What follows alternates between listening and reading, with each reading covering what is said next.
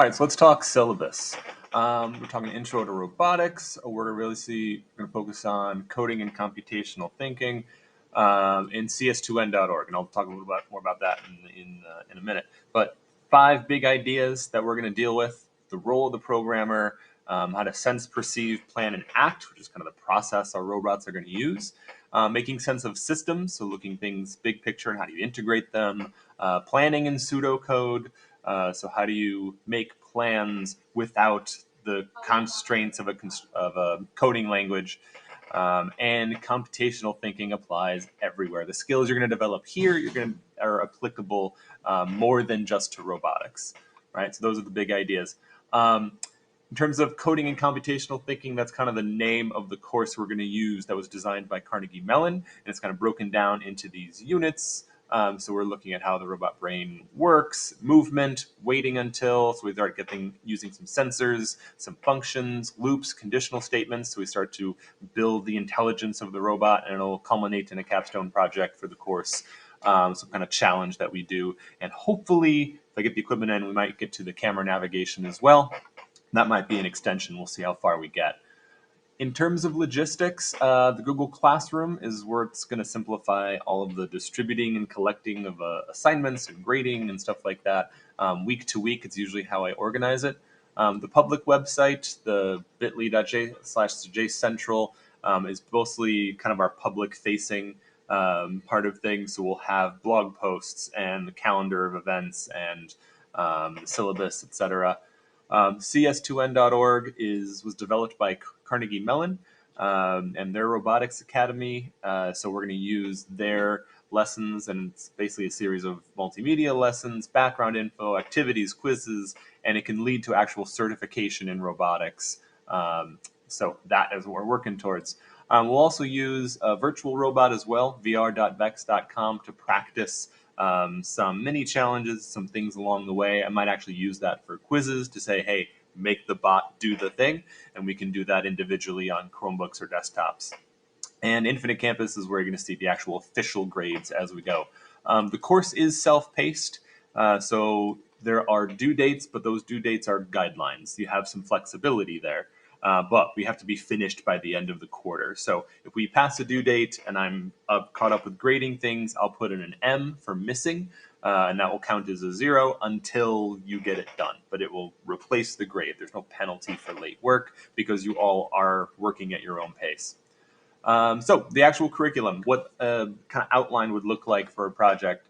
There are lessons and mastery checks that'll usually be Google Forms to kind of check in, like, do you understand the basics? That's when we get that. We'll do that individually and it'll count as an activity. There may be some virtual mini challenges, or sometimes we zoom out and do a big picture assignment looking at robotics in the world. That's another individual activity. Then we get to the pseudocoding, which is planning your inputs and outputs and algorithms. Individual assignment, and that will be an actual assessment, because that's part of the skills that we'll be working with, is how to effectively pseudocode, how to plan out what you're trying to do. There may be some mini challenges along the way that'll help you troubleshoot your way toward the larger challenge. That'll be done as a team of typically 2 to 3 people, depending how many we have. And then the challenge itself, so building the bot, coding that, troubleshooting it, and the final demonstration is an assessment as an actual demo. And then after all of that, you'll reflect on the process, things you learned, the process itself, how you worked with others. Lessons and mastery checks, like I said, those can be retaken as necessary. So we're in the early stages of learning stuff. It's low stakes. I want you to keep taking, usually it'll be a Google form, and you can retake that as many times as you need to get to like more than 80%. That's what we're looking for. The challenges, like I said, broken down to mini challenges, pseudocode. That's kind of basically saying what I just said up there. I mentioned activities and assessments. Those are my 2 grading categories. Activities is all the small stuff, 10% of the grade. The things that you need to do to build your skill, but I don't want to grade you harshly on. It should still be low stakes. Let's be honest, unless it's worth something, it needs points for psychologically us to prioritize it. So that's the day-to-day stuff, 10% for that.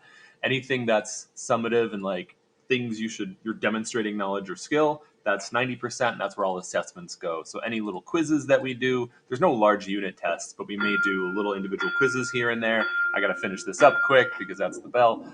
Challenges, demos, rubrics, these grades can be replaced as you improve. So I'm not going to average them. I'm not going to take the lowest or the highest. I'm going to take just replace it with the most recent one.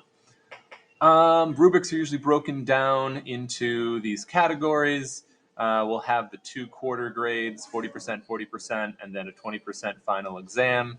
That is probably a combo of paper test and kind of demonstration, probably with the virtual bot. And then challenge by choice. You can take this course for honors credit if you want to. You'll probably be making close to the class blog. What they're about, we can work through and decide. There may also be extensions or alternate versions of projects, activities, reflections. I'm trying to make sure it's not more class, but just deeper class and more difficult. So, and you'll probably be either coding in C++ or Python instead of the graphical blocks. Like I said, we are self-paced. Make sure you get caught up by the end of the quarter because that's when grades close, but there's no penalty for late work. Revisions are always fair game. I want your best knowledge and skills. If you can demonstrate that, we're good to go. Phones are off and away unless they're being used as a tool. And if you need extra help and support, connect with teammates, email me, comment in Google Classroom.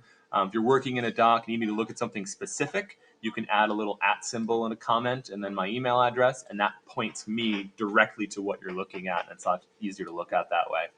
And then we're to all the standards, so computer science principles and et cetera, all the nitty gritty. That's what all the kind of background of where we're going. So that's intro to robotics, and